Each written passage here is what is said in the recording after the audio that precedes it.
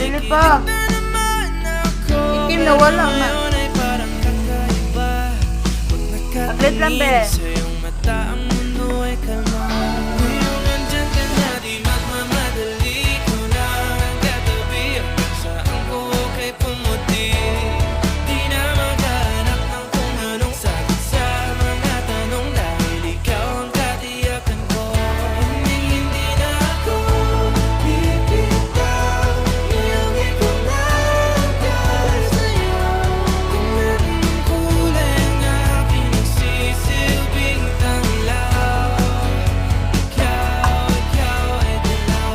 Akalain mararamdaman kong muli